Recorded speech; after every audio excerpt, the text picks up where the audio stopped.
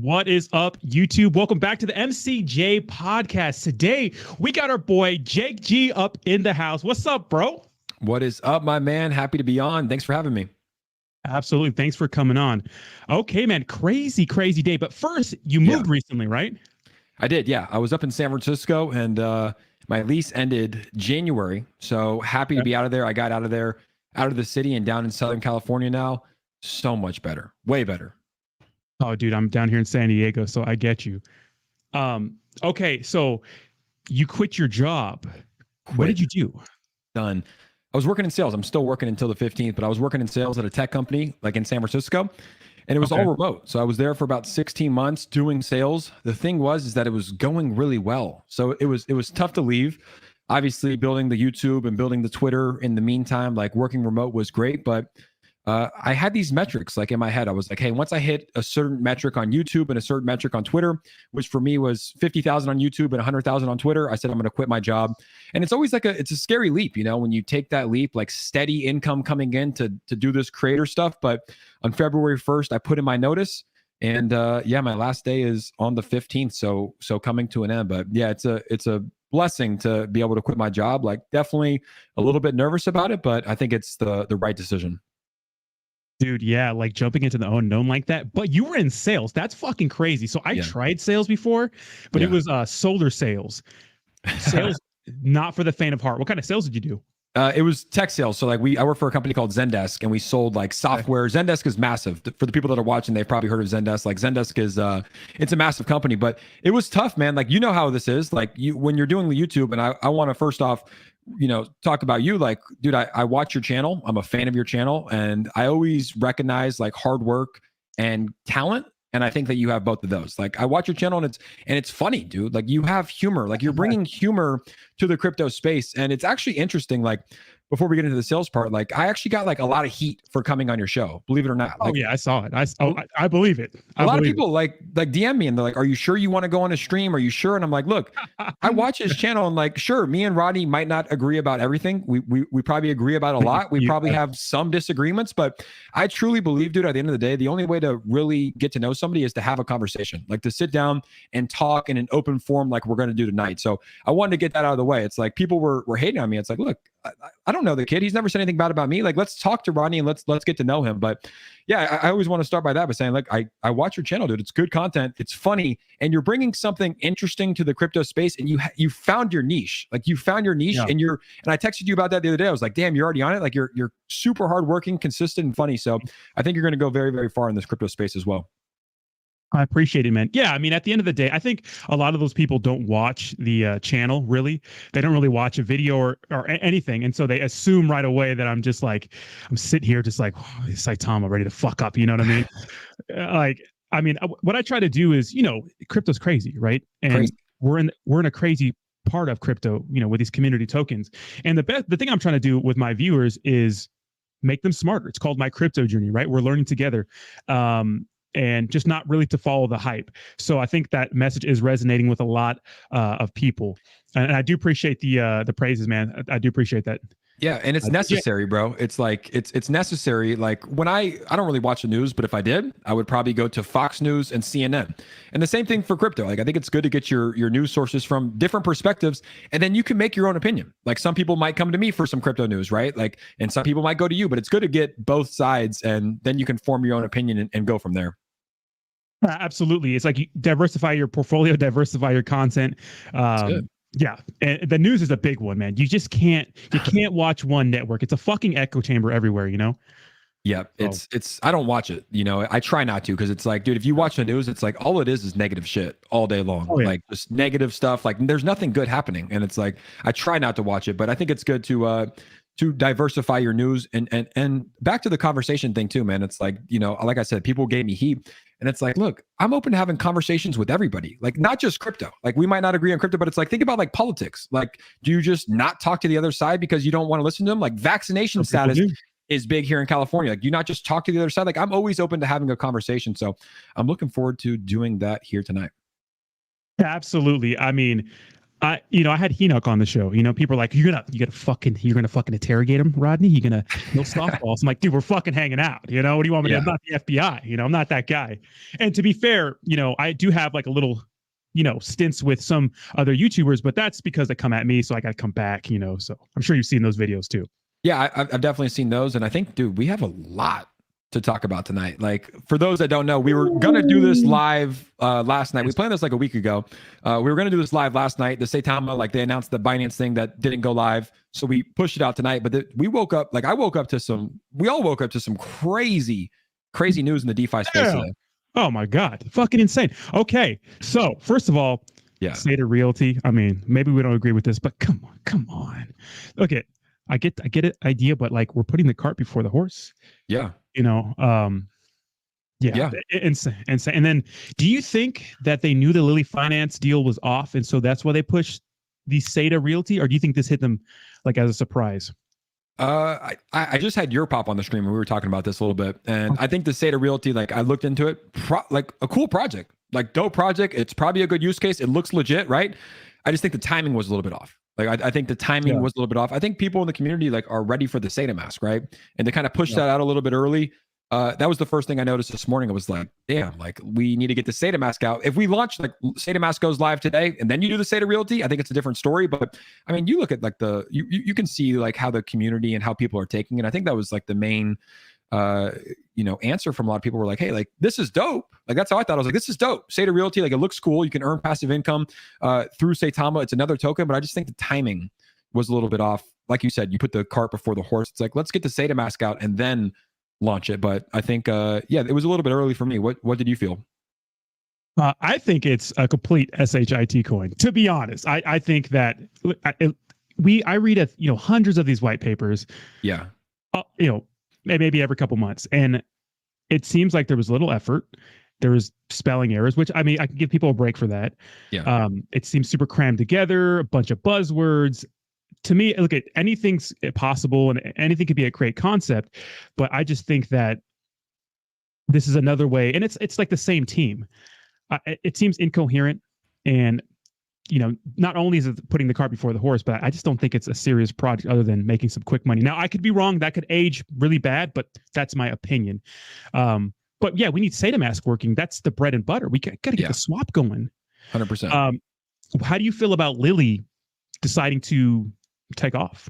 Shocking. Like that. Like, so I'll walk you through my story. Like, I woke up this morning, I went to the gym, got a little run in. I checked Twitter. That was the first thing I saw, was like, Lily Finance, we're going to be launching on Uniswap. And I was like, damn, like, this is not going to be received well, right? Because he's like, dude, Lily launched, like, they announced their thing in Vegas, right? At the Las Vegas event, on stage with Russell. They were powered by Saitama. And obviously, like, there's issues with the Sata mask. Like, it hasn't went live yet. And I get it. I get that Lily Finance needs to make money. Like, they have employees that they're paying. Like, they need to take advantage of the bull market that we're kind of in, right? Like, they might not want to wait in case things get bearish, but I just think that there was better ways to do it, right? And, your pop, like I just said, it was just on the stream, and he kind of brought it up. He was like, they should have done like a vote, maybe like do a vote to the community. Like, hey, we need to get our token out and running. Like, how do you guys feel if we do a launch on Uniswap and then we do a launch on Sata mask? But ultimately, man, I don't think it's going to be good for the project, in my honest opinion. I know they just had an AMA. I haven't listened. I've been kind of confused about Lily from the start. Like, I feel like there hasn't been that much information on it. But the fact that they're just like, dude, they have 43,000 followers on Twitter. 99% are from the Saitama Wolfpack. Like, without, no token goes, like, launches, hasn't even launched and has that many following. So I just think that was done incorrectly. I get it. I'm not a developer. I never will be. I get it. I can kind of put myself in Brad's shoes and say, like, hey, he probably needed to get this thing out and live. But ultimately, like, the way that they just do it, like, to cut ties with Saitama, I don't know how it's going to fare for the token. I mean, I don't know. Let's ask the chat, the people that are in here. But what do you think, man? It's like, it was. I didn't think I was going to see that, especially after they came out on February 3rd after the delay, and they gave praises. They were like, we're with Saitama. We stand by them. And then, a couple days later, a week later, to just say we're done and we're going to launch tomorrow it's interesting. I don't know how I feel about it. I see both sides, but ultimately, yeah, it is what it is. How do you feel about the news? Yeah, well, a couple weeks ago, I actually did make a video talking about how, if they wanted to be a true fair launch, Lily Finance is better off launching on Uniswap. But, 99% of their hype was because of Saitama exclusivity, right? So I understand, Del Crypto was part of the team. I mean, I wouldn't know how many followers I have since Lily Finance did block me a while ago, but that's a different story. So I give them hell. Did they really? Not really. I reposted their tweet one time, and I put figures when they added Del Crypto, and they blocked me. So the blocking thing's crazy, dude. Like I try not to block people. Like if you say something that's just like blatantly like ridiculous, like I'll block you. Like, but the blocking thing's ridiculous, and like that's why like people like think that that's the easiest thing to do. Like, oh, this person talks like a little bit of shit or says something a little bit wrong, like, and they block them. But the fact that Lily Finance blocked you is interesting. But just to let you know, they had 43,000, and now they're down to 42. I think there's some unfollowing going on for the Lily Finance. Oh my god. Uh-oh. As for like so people need to make money, and if you read Lily Finance's white paper. I watched the video with Del Crypto, which is another story, but it's incoherent. It's like they want to be insurance, but then they also want to be a place where you can figure out where you can get healthcare. But then they also want to, it's just incoherent, a lot of buzzwords. I worked in the medical field so for a little bit, so I understand medical billing and the area they're trying to fix, which it's already addressed as much as you can. Adding blockchain technology is not going to help. I'm just saying that. But I figure like, hey, they want to make money off of this project because the potential is crazy for this. The market cap's crazy. So I figured they were getting antsy, but at the same time, to me, I didn't think they would do that. I didn't think they would just say, forget Saitama. Maybe they know something about Saitama not working for a while. Maybe it's delayed indefinitely. So who knows? Who knows? It could be a thing. I didn't think they would do that. Yeah. And then they also changed up their tokenomics, and like that's a question, right? Like we look at tokens all day, right? Like that's our job. Like we look at tokens all day, and like we see the buy and sell tax that comes in. It's like that's something to talk about, right? Like 15% to marketing development. You probably have a better idea of what that looks like. You're coming from that industry, but like that's higher than most tokens right now. 15%.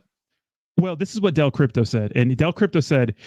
Del Crypto blocked me too when I had like 100 subscribers for some crazy shit, but crazy. But this is what he said. This is his reasoning for, and this is right off of his YouTube. He said the marketing wallet needs to be bigger actually because they need to hire KOLs, which is key opinion leaders, people that can represent Lily Finance and compete with different health insurance companies. And the biggest health insurance, I forgot what it's called. The biggest health insurance company is like 440 billion. So he's saying in order to compete with these guys, we need a bigger marketing wallet. I'm like, well, are we trying to be insurance? Yeah. What are we trying to do? Because it's kind of incoherent. So that was the reason for the huge marketing wallet. But I'm like, that 15% of any project, and you got to double it because, it's half the supply is burned. So it's crazy. And that's not it. Like that's one of the like factors that comes into the buy and sales. Like, right. There's 1% to the charity. There's, 2% to the holder. So I don't know what it's broken out to, but it's definitely up there. But I know that they changed that earlier today as well. Okay. Yeah. I mean, I think it's going to pump like crazy. I think people are going to get into it just because it's a spectacle. It's tomorrow, right? It's tomorrow. Yeah. I mean, I think it will, but like, obviously the other side of me is like, there's a lot of people that are pissed off. There's a lot and like, dude, like, that's probably better than anybody. Like the Saitama community is like very strong. So so it's like, if you do them wrong, as a lot of people felt like it has been, it's like, who knows what can happen. I'll probably sit on the sideline for this one, to be honest with you, and just kind of just check it out. I haven't had enough information about Lily from the beginning. I feel like it wasn't clear, like what was going on. So I'll probably sit on the sideline and watch this one and just report on what goes on. Yeah, I would treat it like any other launch. I'm just speculative on like, hey, I'm probably going to lose this money, but maybe not. So that's how I would treat it, to be honest, just because of the things surrounding the team and whatnot. Yeah. All right, man. So you moved to Orange County, Southern California. It was 90 degrees today, dude. 90 degrees. It's hot down here, bro. Yeah, God like damn. I did a stream with like a few hours ago, and I was sweating because like there's no air conditioning in Southern California. So yeah, I'm what's that? You don't have AC? No, dude. Do you? Yeah, fuck yeah, dude. It's worth the extra $100 you're gonna pay a month. Yeah, of course. Dude, I moved into a 1960s house here. That like I moved in with my brother, like 1960s house. So it's like it's one of those that you just kind of get it as I was just lucky to get out of San Francisco and move in. But yeah, moved out of San Francisco, moved down here, quit the job. A lot of things changing, in 2022, but all for the better. All things I'm excited about. Yeah, absolutely. We have a one of my subscribers hounding you.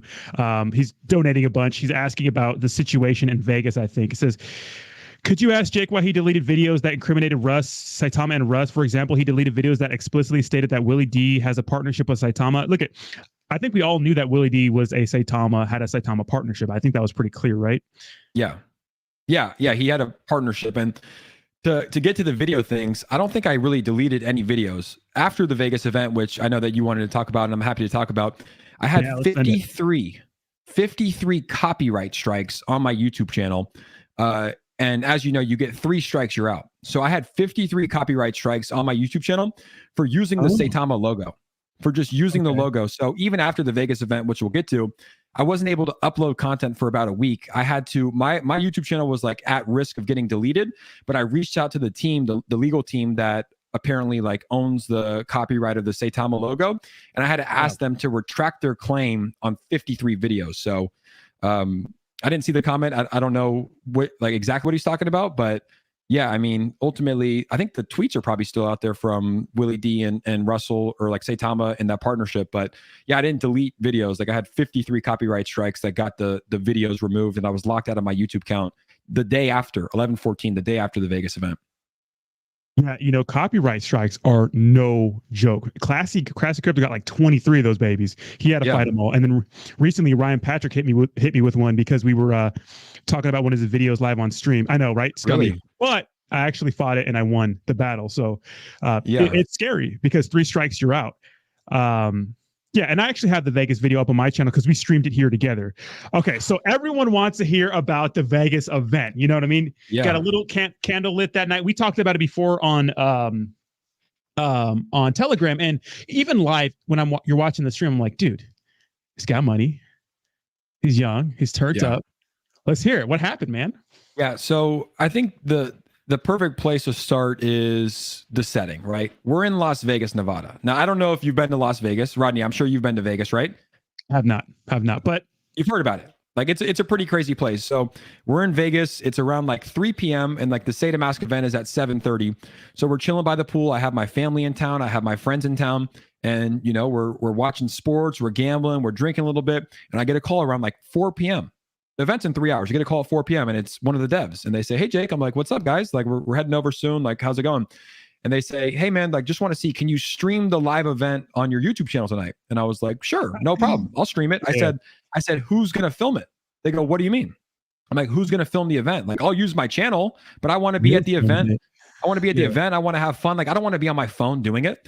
And they're like, I mean, we don't have anybody to film it. So I was like, all right, well, like, let me ask my friend, let me ask my brother, like, let's make it happen. So I said yes. And the first mistake was saying yes to streaming the event, right? That was the number one mistake. Absolutely. Yeah. And then they announced it on Twitter and they're like, this is the official stream. And you know, it is what it is. So we got over to the MGM around 5. And like, you know how it is, like you connect with all the people that are in your streams on a daily basis, right? Like I'm sure you have consistent subscribers. So we got there at 5. There was like 100 people that I was connecting with at the bar downstairs, like Whiskey Downs or whatever. And everybody came up to me. We were talking. They're like, Jake, can we get you a drink? Can we buy you a drink? So like the drinking kind of started there. I went up to like, you know, the room and you're fucking hammered already. I'm feeling good. Like I'm feeling good. And it's 5, like literally like people that I know are like, can we buy you a drink and all these things? So we're feeling good. It comes around like 7:30 and it's time to go live. And there's 12,000 people waiting. And I'm like, oh shit. So it's official, like it's supposed to be the official stream, but realistically, like I was just thinking it's a stream on my channel, right? So we go live around 7:30, like we get into the event and like we're set up in like a nice VIP area.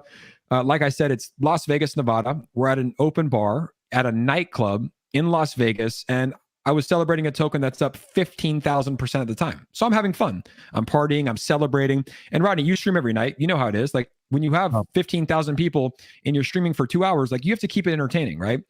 So really ultimately, you really do. Yeah, ultimately, like I try to keep it entertaining. Like we had a good stream.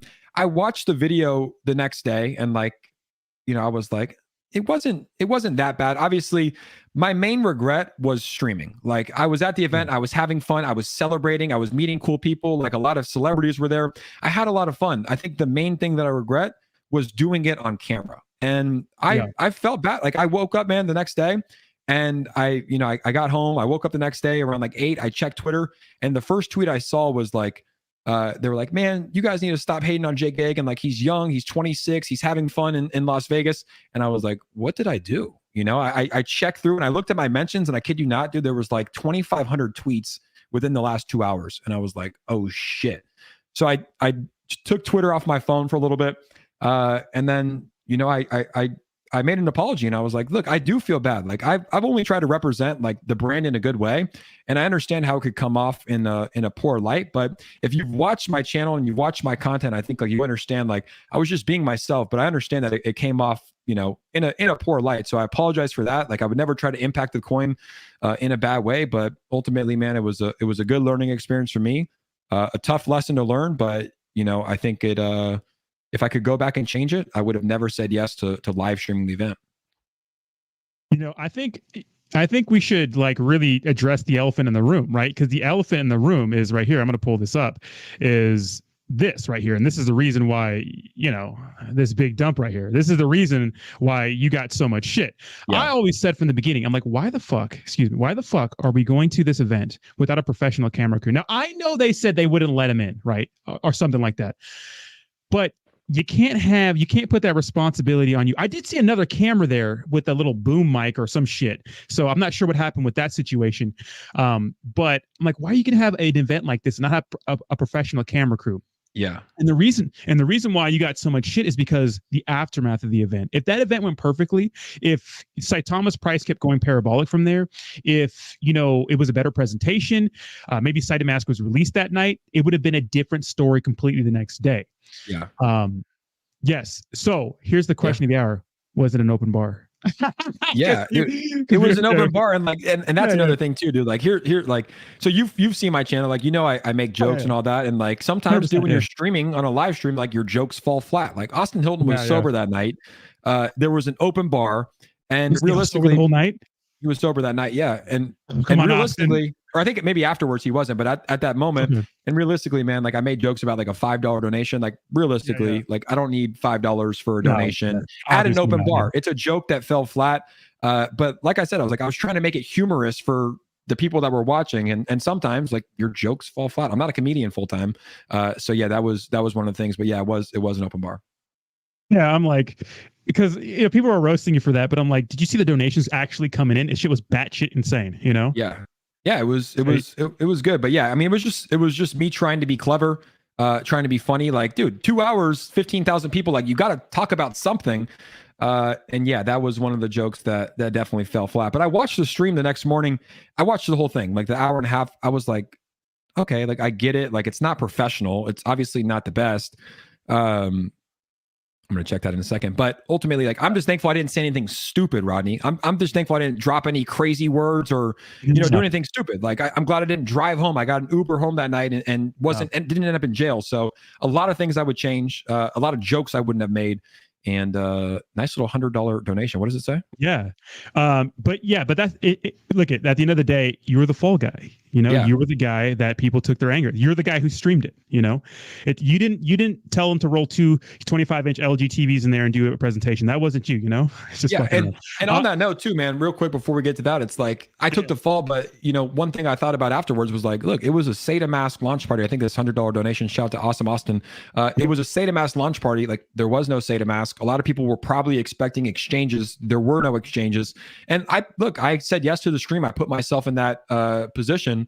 So you have to blame somebody. Like, when the price goes down 100, whatever, it went down 100%, 200%, or whatever it was. I don't know. Yeah. You got to blame somebody. Who was the easiest guy to blame? Probably the guy that was a little bit too drunk on a live stream asking for $5 donations. So it is what it is. I said yes to the stream. If I could go back and change it, 100% would have done pretty much everything I did except live stream. I would have had a good time. I had a good time. But yeah, I understand how it came off pretty unprofessional. It was a bad representation of the token in the community.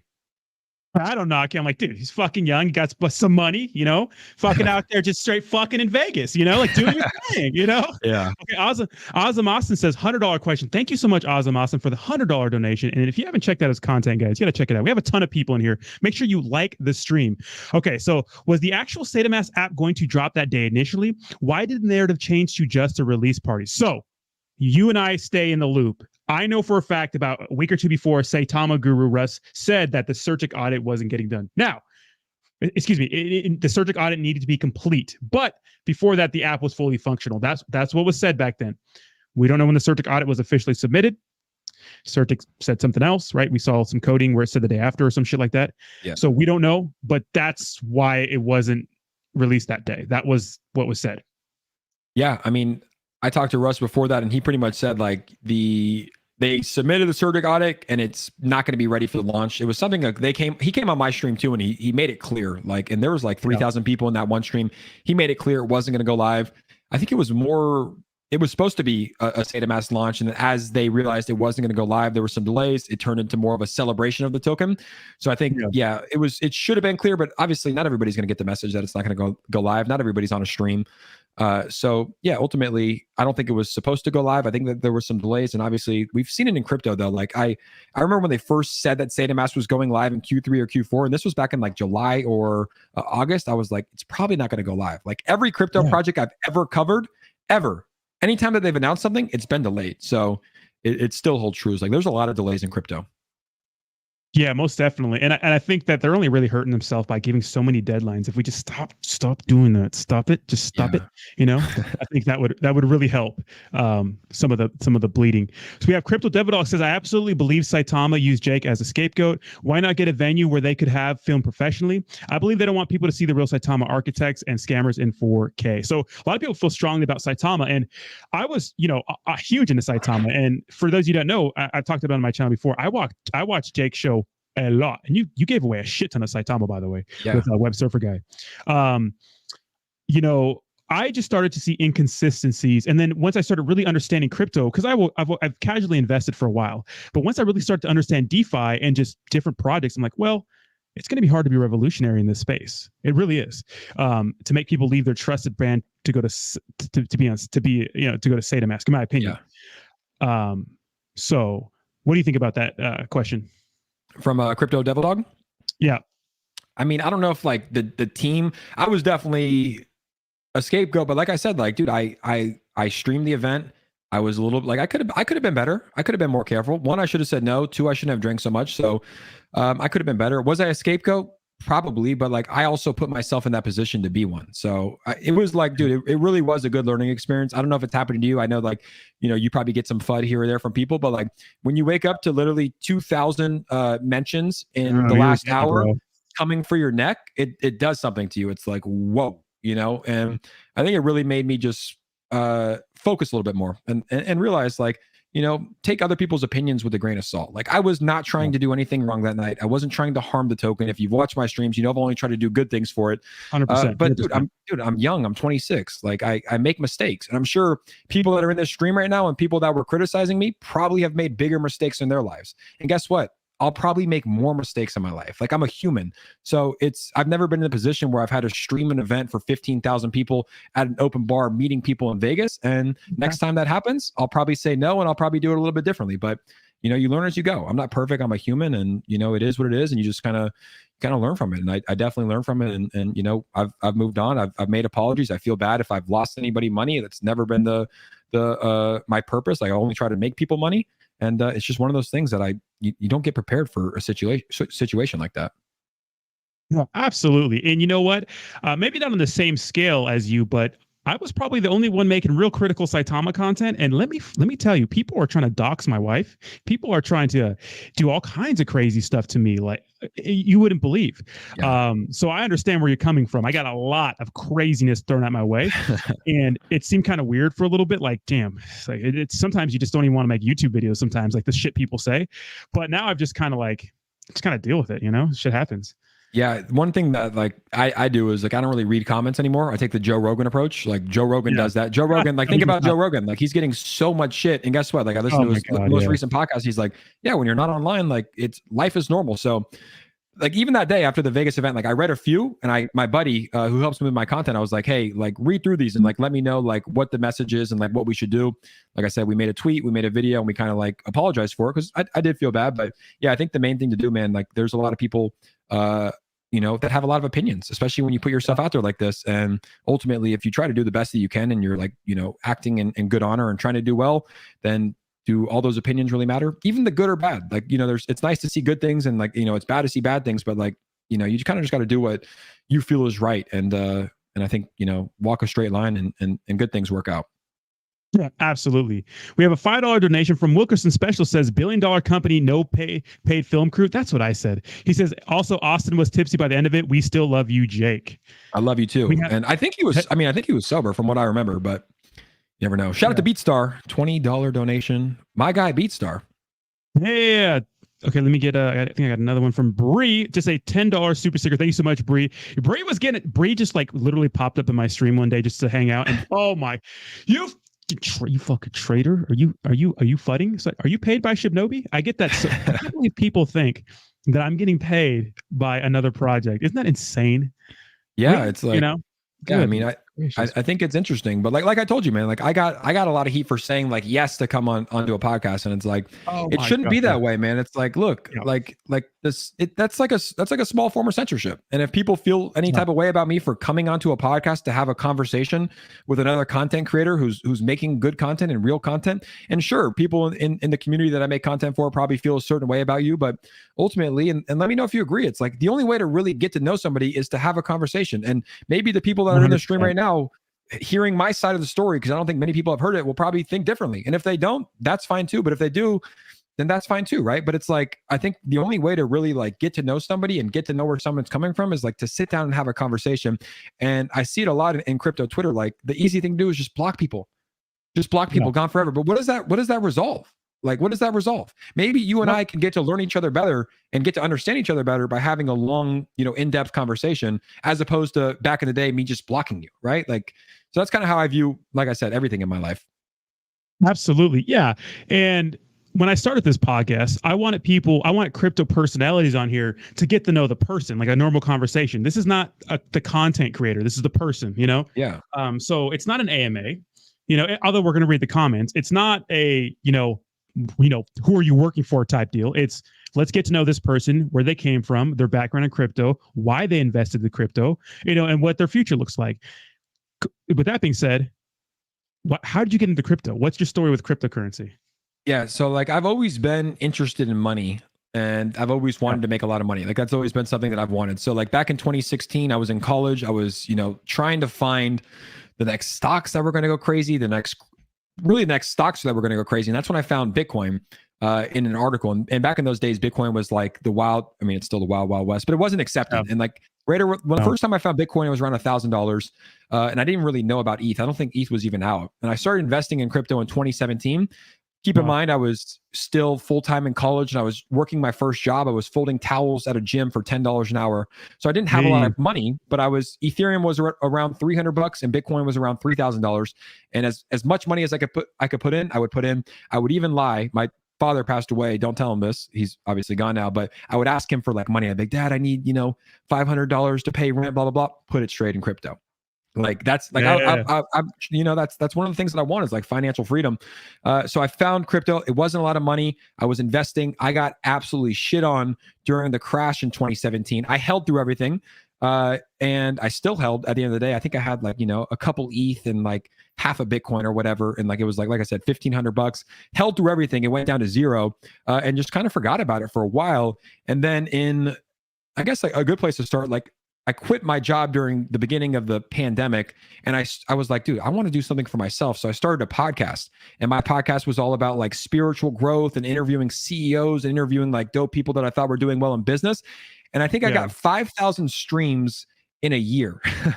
So like no one was listening to it, but I stayed consistent, and I knew I wanted to. Okay. I see what you mean. I thought you meant you had 5,000. I'm like, what, you fucking streaming 10 times a day? Okay. No, I had 5,000 listens in a year. Like no one was listening to it. And I interviewed a dude on about Bitcoin one day, and it was when like the Bitcoin bull run was kind of starting. Bitcoin was at like 36,000 and Ethereum was at like 2,400. And I asked him on the podcast, I'm like, do you think it's going to keep going up? He's like, dude, this thing is going to keep going up.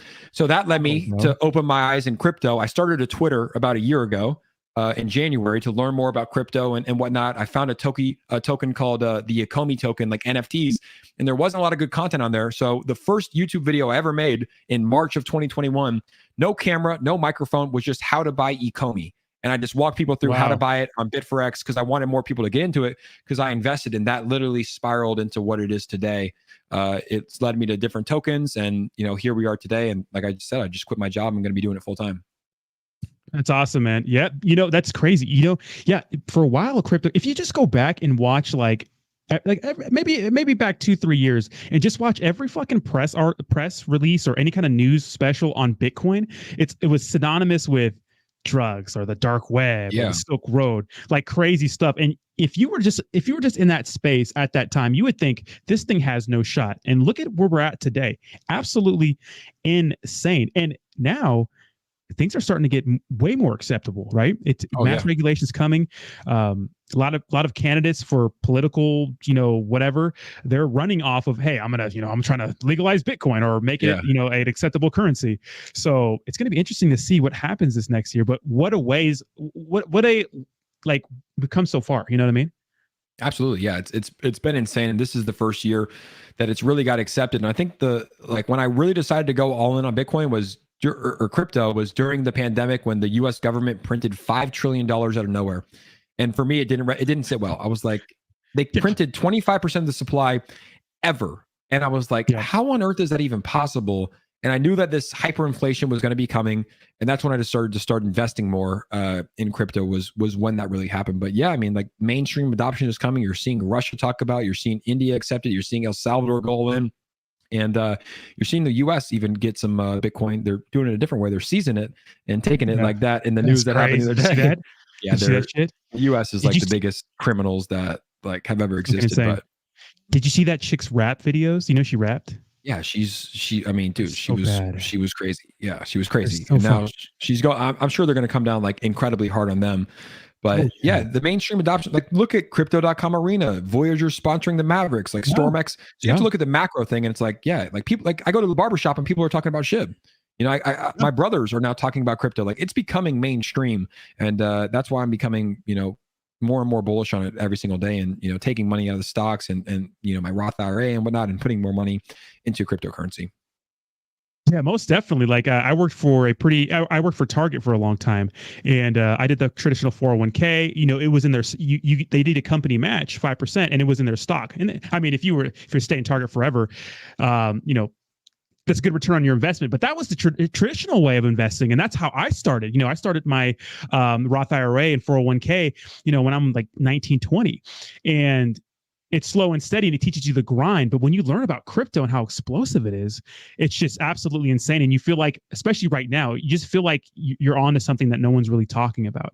So it's golden opportunity for everyone in this space. And I go to a black barbershop, so it's like, hey man, you got some of that Shiba Inu? Inu? Yeah, I bought some on my Coinbase app, fool. Like, just fucking exactly, bro. Like I'm in my barbershop, they're like, and they're asking me too, and they're like, hey, what's like the best way to get started? And I always say like, hey, invest in the top 10. Like you and I both make content in like this black hole, wormhole, DeFi ecosystem, because like there's a lot of attention here. Like this is like where community tokens are building. But I always think the safest bet, like for new people, it's like, hey, if you're getting in, like buy some Bitcoin.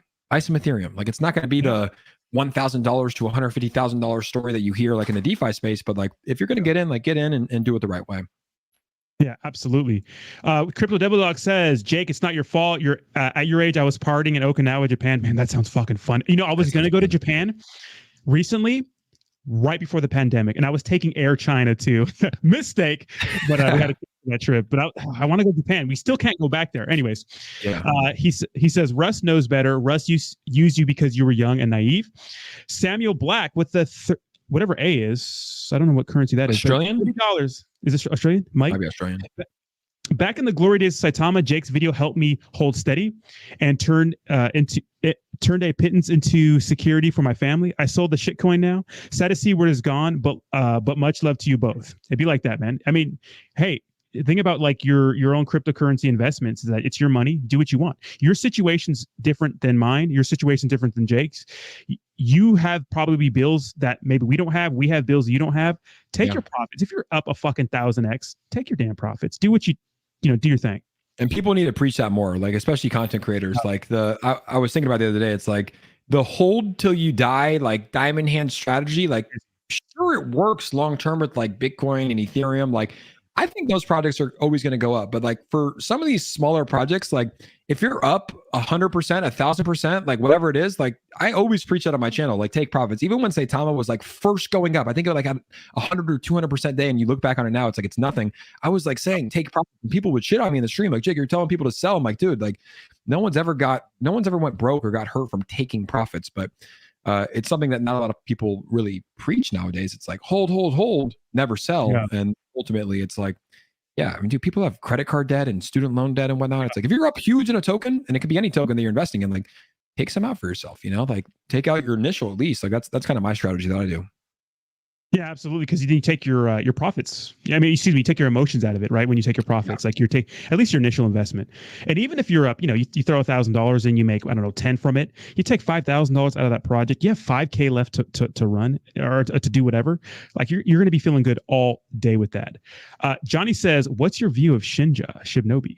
I like it, man. I like what the development team is doing. Like I love the transparency. I like what Cliff is doing every night. Shibnobi Strong is my what do I call him? Not my role model. What is he? My spirit animal? Yeah, Shibnobi Strong. That guy's super funny. But they're doing good things, and obviously like there's been a lot of FUD that I haven't dug into with the wallets and whatnot. Like you see it online, but ultimately I think it's a strong community. I think they have a strong use case, and I think that the dev team is being transparent, going on there every night and doing cool streams. Obviously there was like a lot of like tension, I guess, between the two communities, because that's what happens in crypto when they got delisted and obviously everything that came out. But ultimately, like I'll join their live streams and listen in what they have. And like I think one thing I'm looking for is the transparency in the space, and it looks like they're bringing it to the community. They hop on every night. Like you stream multiple times a day. Tip of the cap to you. I know how tough that is, but I mean that guy's on there every night, good or bad days, and I think that's important in the crypto space. Yeah, absolutely. So let me break down the story for you with the wallet. So this is what happened, right? So we had people who are pretty much angel investors on the project. They put in some money, right? So the agreement was that they would get airdropped a set amount of tokens every so often, right? And if you're an investor in this project, it's a risk, right? Because that thing could have went to shit. So what's been happening is that these people have been making millions of dollars because Shinobi went to the moon, and they've been selling out. But the agreement was they cannot sell or they get blacklisted. The rest of their tokens get burned, their remaining airdrops. And so these people are just breaking the verbal agreement. Because I mean, if I tell people, put yourself in their shoes, you invest 10K into a product, you get $6 million out of it. What are you doing? I'm out. Yeah, you're selling. Yeah. So, it's been tanking the price because these people are breaking their agreements. Now, the issue is people are allotted so many airdrops. Some of these people are making new wallets because their old wallets were compromised. And so they were sending new airdrops to different wallets. And so it looks confusing, but if you follow the Ether scan, which I did in the video, I broke it down, it makes sense. It just doesn't look good for the person outside looking in. Yeah. And so there's no way to stop that. I mean, I guess he made some system where some bots don't allow people to sell so much or something like that. I don't fucking know. But it's a sketch. If you look at it closely, it's like, I understand why people are upset, Yeah, I don't even dive into it too much. Like I said, it's like I don't dive into the drama and all the shit on Twitter. I try to stay out of it because like as you know, it's like it's not healthy like to dive into that shit 24/7. So I see it sometimes. But from my point of view, like I've connected with the devs, I've talked to some of them. I see what they're doing on a daily basis. It looks like the community's strong. They believe in it. They obviously have a solid use case coming out with the dojo swap, the blockchain. So I wish the project well. Like, dude, I wish every project well. Like, I hope that everybody can make money in this space, and I never root for any project to fail. Like, I hope they do well. Obviously, it was unfortunate with what happened. I don't know if it was because of the renouncing the contract or whatever happened with the Sata mask, but I think I honestly think both communities can move on and coexist and both succeed. There's enough. Like, everybody can win. Everybody can win. Yeah, absolutely. Yeah, I mean, there's a lot of people that don't think that way. You know what I mean? But yeah.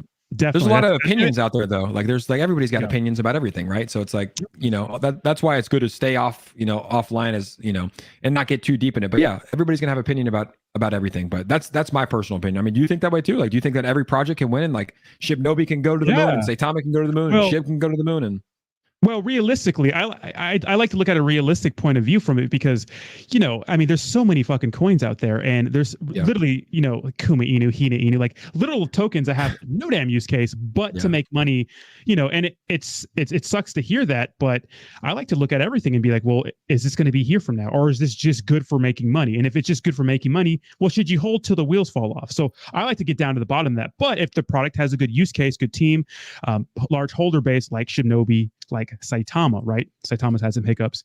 Well, then obviously it could be a good product. It can. They could both win, but not every project, right? But those definitely are the outliers. Saitama and Shinobi are different than said shitcoin that has 1,000 holders. Yeah, they have communities that back them that will like always be there. And even Saitama, like going through hard times, like it doesn't take a genius to see like Saitama's been going through rough times since the Vegas event, but like at the end of the day, they still have 300,000+ people that support them. And you know that like, it's a strong community that will support them no matter what. And sure, some people are frustrated, as they probably should be. Sure, some people have sold their bags and that's their decision, but like majority of people are still bullish. Like you look online, like, or I look online, it's like people are still bullish on this project and they're still believing in it, right? So it's like it all comes down to community. Sure, you hit some rough patches.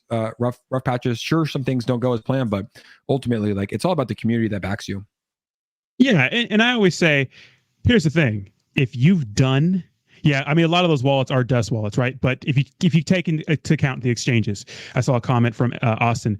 But if you've done the research on a project and you believe in that project, well, then don't let, unless it's like real truth, right? Don't let whatever somebody's opinion is affect your investment, because it's your investment. I'm into some products that people think are stupid. Same. But I like them. Like Olympus DAO. People are like, you're fucking stupid. That shit's never going to work out. Well, we'll see. Right? We'll see. Yeah, that's what makes it fun too. It's like this is a space, like it's a gamble, man. Like I've made a lot of money, I've lost a lot of money, and it's a wild space that we're in, and we're all in together, and we're all like trying to do our best and learn and you and I, like we're trying to put good projects in front of our audiences. Sometimes we hit, sometimes we miss, but it's like at least I think as long as you like do your best and try to bring good projects, then everything is moving in the right direction. Yeah, absolutely. I mean, the thing is, the sad truth is that we're in such an early stage. It's like the .com area where everyone had a website, everyone had .com at the end of it, and only a few made it out, alive. And I feel like there's some products that we're in right now that are going to make it out alive, like Crypto.com. They're partners with the UFC, the fastest growing sport. Like, come on, so sick. Come on, yeah, so sick. Like they're killing it. And like when you go to Vegas, I went to Vegas twice. Like Crypto.com is everywhere. They just bought the Staples Center Arena, so it's like there's projects that will make it. There will be a bear market, and to be honest with you, I'll say this on air: a lot of these projects are going to fail. Like a lot of these projects are going to fail, and a lot of these projects, man. Like I'm sure you get approached by every coin in the world, like a ton of coins, and it's like, dude, it's like there's so many projects out there that are just sketchy that people are just in it to make money. And the crazy part is these devs are making insane amounts of money, bro. Insane amounts of money. So it's like you have to do your due diligence, and like that's why, like for me personally, it's like I do dabble in some of these coins, but it's like majority of my holdings is the top 10, like the stable coins, because you never know what could happen with the devs and these smaller tokens that we invest in. Absolutely. And I get approached a lot, and what's really hurt my business is because there's a ton of people who just like shill blindly next thousand X whatever, but I like to do an honest review of the token. And I say that I always disclose like, hey, this is a paid promotional video. This is what I think about this token. And a lot of people don't like that. They want me to sit there and be like, oh my God, this token's so good. DJs will know what that means, so good. But shit. I mean, the honest truth is that shit will be here for 2 weeks or a month. The devs will make some money, and it's on to the next project. So you do that in your reviews? Like you'll like accept payment and then like kind of shit on it a little bit? I won't shit on them, but I'll be like, hey, this is this, but we have a lot of products. Here's the thing: play to earn, NFT, swap, metaverse. Like those are like the words people use in their token projects. I don't shit on them, but I say like, hey, maybe you should check this out, or, oh, the white paper looks like this. I think they need to add this here and this there. I'm never like a moon boy for these projects, because to me, like, I think that ruins your credibility. And also not disclosing that you're paid. And honestly, dude, it's only a matter of time until Uncle Sam starts coming for people doing any promotional videos if you're not very careful with your words, I think on YouTube.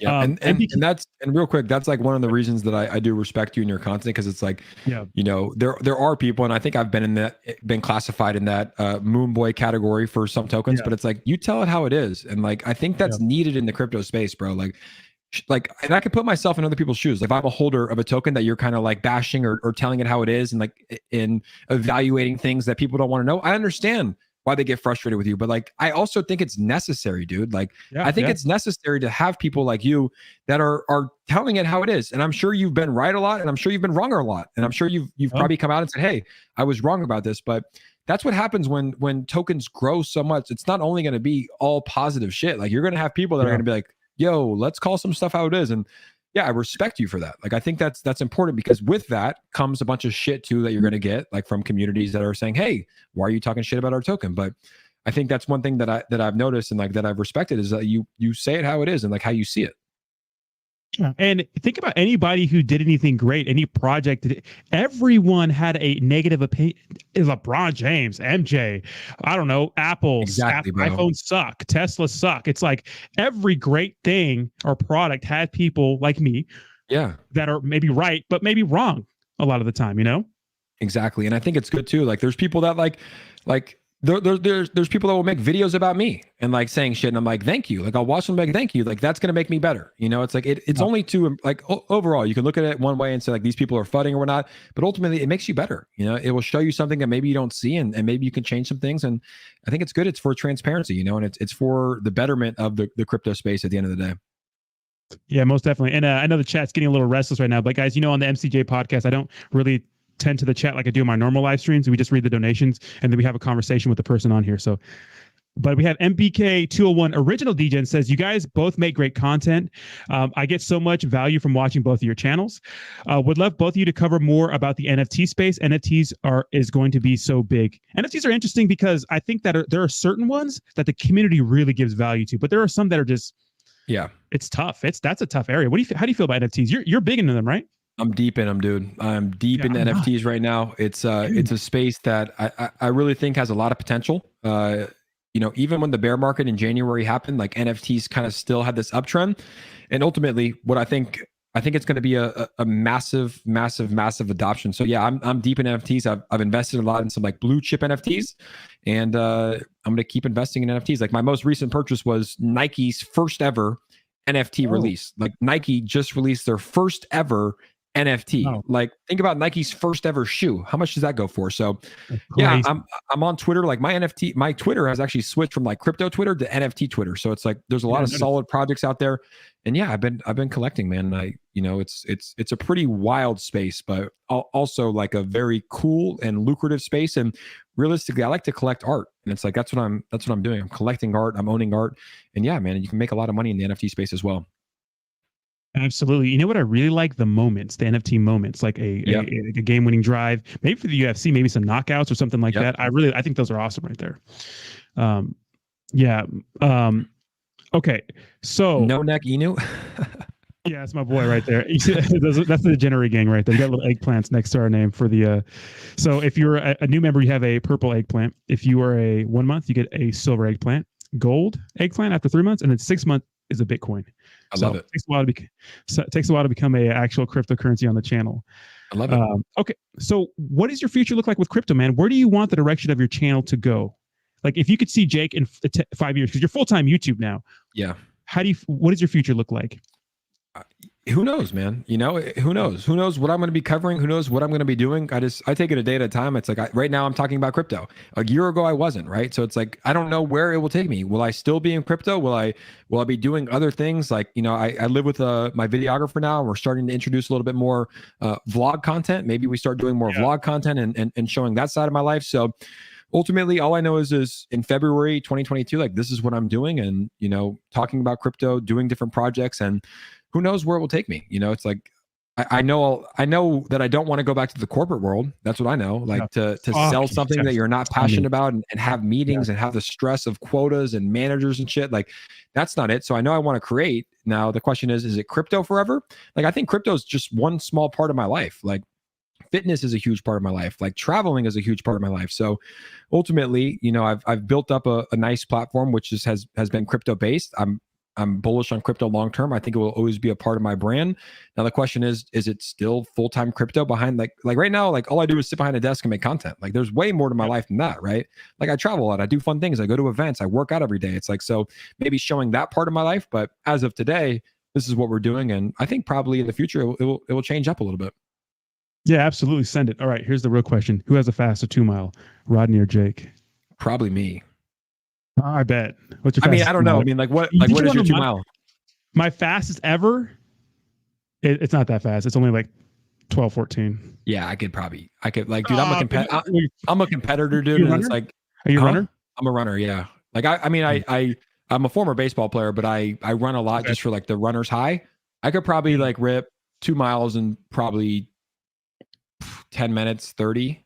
God damn, dude, 11. that's insane. That's insane. Yeah, I'm also 6'4", so I have like long ass legs. Okay, yeah, I'm conditioned for running, and like, dude, if we're on a treadmill, like, yeah, and like you put the speed on of the pace, like I'm not gonna stop. So yeah, exactly. Okay, that's crazy. Yeah, because I'm in the Army Reserve or National Guard, and we have this physical fitness test, which is pretty crazy.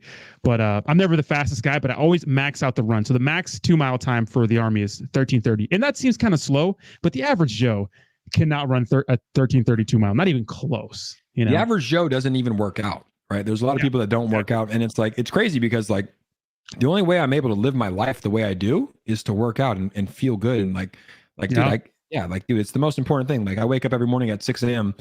before 6 a.m., 5:30, go to the gym, like leave the house by 6 to go work out so I can come here and be in a good mood and feel good before handling the daily stresses. Cause like, dude, life is tough. And like one of the ways that you can combat it is working out like hard every day. So it's something that I do every single day without fail, probably 6 days a week, maybe take a day off.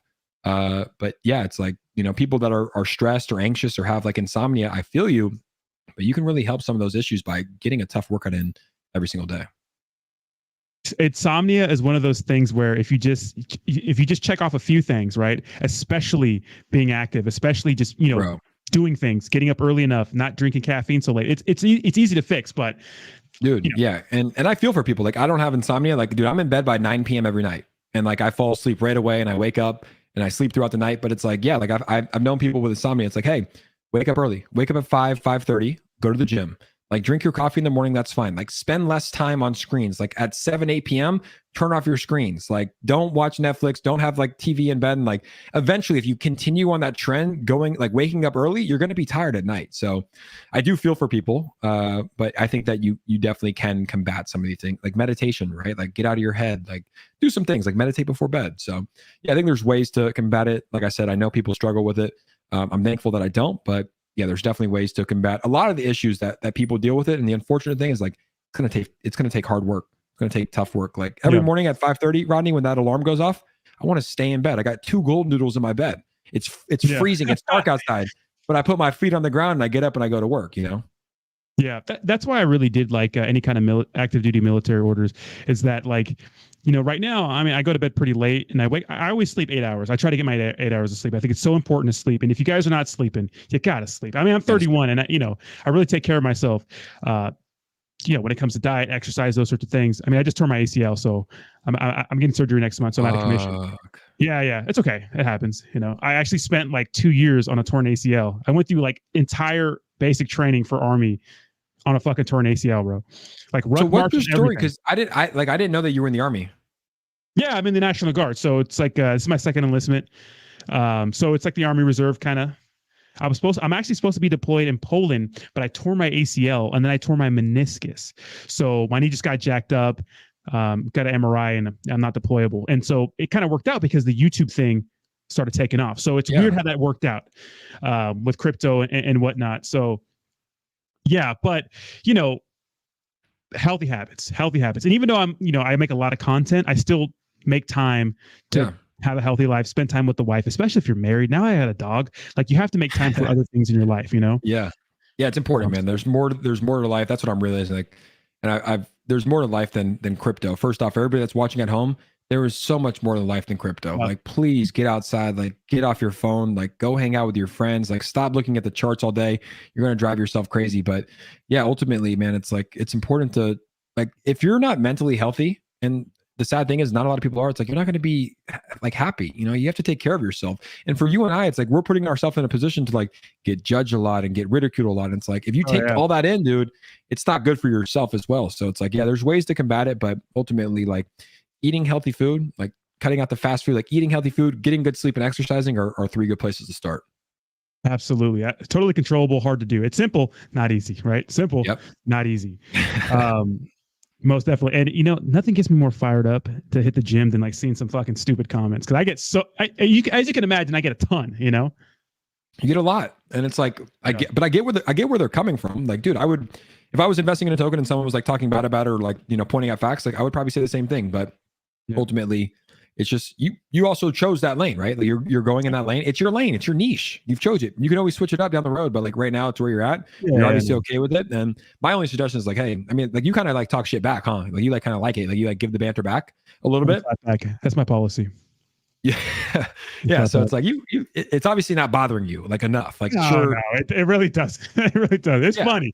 Like, it's entertainment. Like I come on the stream in the morning, I get all fucking crazy. People are like, fuck that guy. You know what I mean? So it's good because people feel that way too. And it's sometimes it's good to go to a place where there's people are not, suit and tie dressed up all nice and stuff like that. Cause it's some normalcy, But people can only get a sound like, dude, like that's what I'm saying. Like some people might see like a clip from you or like one video and they have like their whole opinion on you. And it's like that's why I really wanted to take this, like to talk to you. And it's like, dude, I think like, and we live close to each other. Like we might hang out. We might go to a UFC event. It's like, dude, you don't like, you're not supposed to agree with everybody in your life. Like that's not like, it's not how it works. Like, and you can agree to disagree. And I'm sure we have more agreements, but like people might get a soundbite. Like that's the crazy thing. Someone might see one sentence that I say and write me off, or someone might see one quote that you say and write you off. But it's like, dude, there's so much more than a soundbite. And that's like, dude, you can only get to know somebody by having a conversation, Yeah. Well, that's how this is how people get to the bottom of any situation. Two people, you got to struggle. It's like a relationship too. Like when you're with your significant other, is it always happy, fun time? It's not. You got to struggle. You got to argue. You got to get to the bottom of some things. And this is just political parties. It's just people in general. This is how everything happens. You got to acknowledge a viewpoint that's not maybe favorable. That's the only way you're going to solve anything.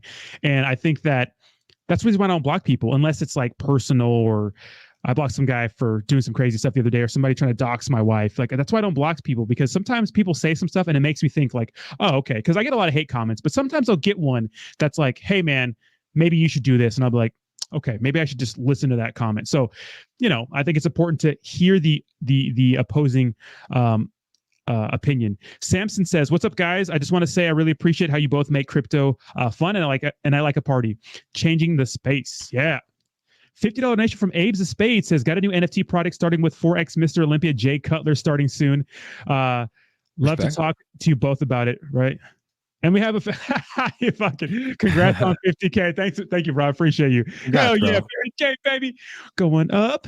It's a huge milestone, bro. And like you're like, bro, like that's what I'm saying. It's like I respect people that work hard. Like that's one thing that I look for. And like I also like that last comment, the second one that was about like, bringing a party and bringing funny, like I noticed that shit, like it's fun, it's entertaining. That's what I try to bring to my streams, right? Like I try to make it fun, entertaining, have music. It's like you watch a lot of crypto content and it's like, hey man, like this is going up, like so it's like I noticed you, like I remember when I first saw your videos and I was like, yeah, this guy's good, dude. Like if I can help you and encourage you or motivate you and like learn from you and collaborate with you in any way, like that's what this is about, dude. Because it's like it's not about like whose side are you on or what's that. It's like, dude, like you and I are two individuals that are trying to make content and trying to make a living. It's not about a token, right? Like I'm not tied to any tokens. Like I'm not a dev of any token. I'm not a brand ambassador of any token. Like I'm independent. So it's like I want to work with more people, dude, and collaborate with more people. I'm talking to Classy. I'm talking to Adam. Like I'm talking like to people, even though my community might not understand them. Like, well, maybe we can bring them on and they can get where they're coming from. But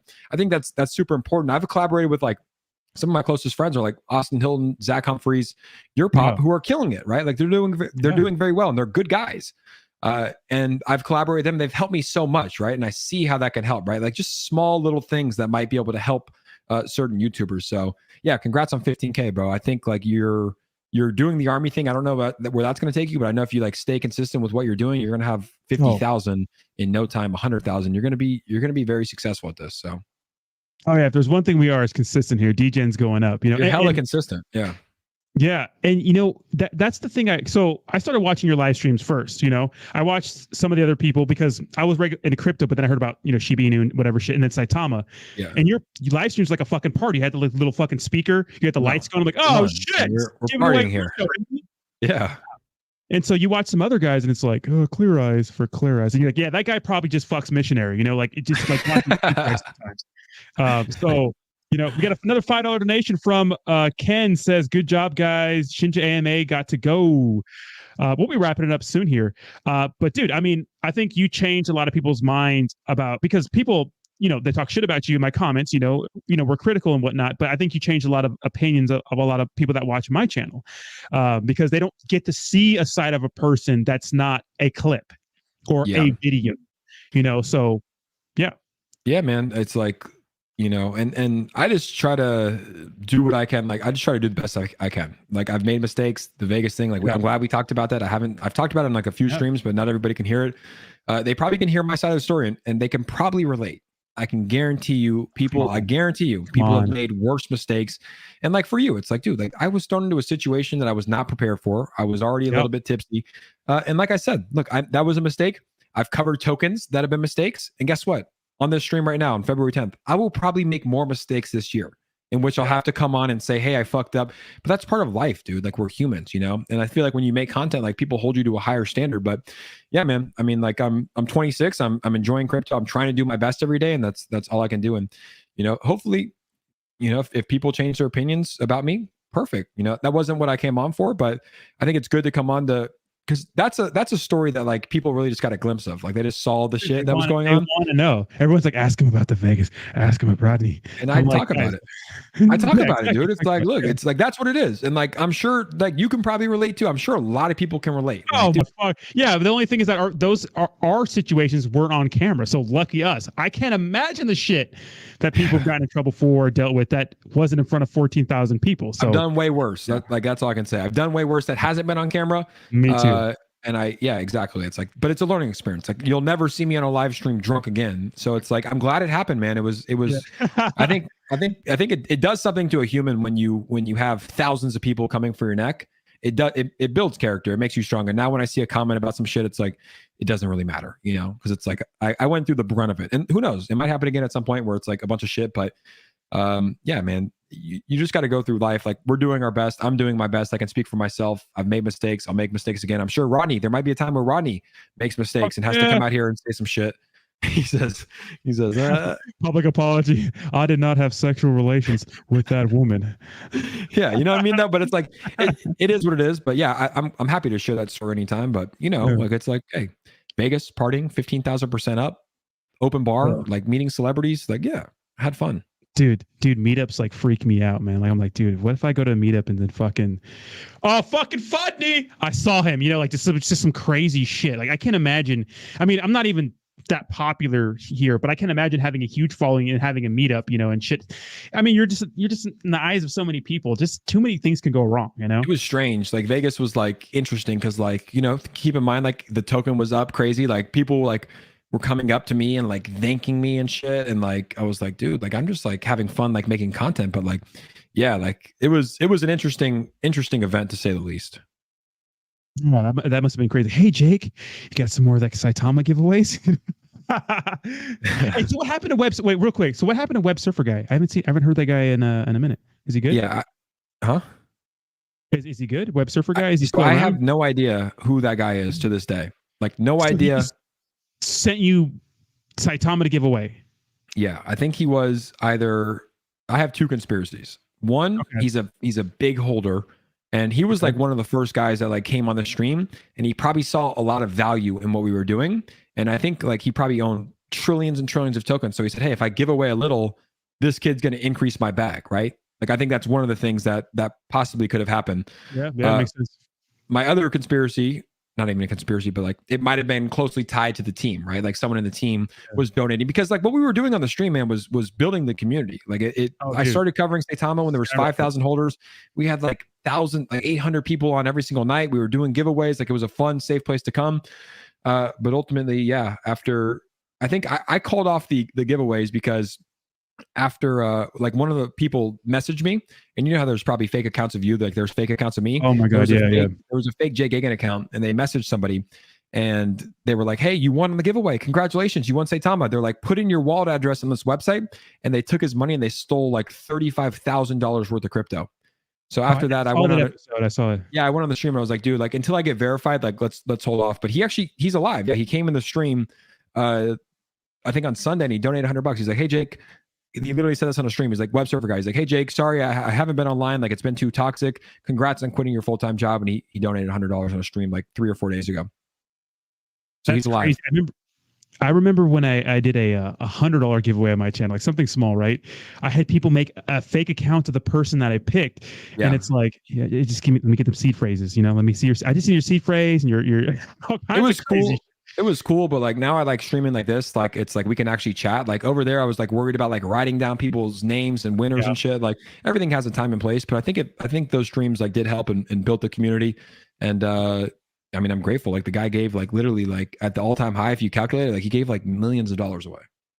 Crazy. And you know what? People thought that was fake until They won. Bree won. Yeah, dude, hella people won. I sent them out. Like everybody that won, Yeah. like Yeah. Exactly. So absolutely insane. yeah, it's crazy. Well, damn, Jake, it's been fucking real, man. Thank you so much for coming on the show. What are we doing on yours? Let's go. Let's send it. Let's do it, man. I think either next week or the following week. I think it's good, bro, because it's like I do respect you. I think you're a good guy.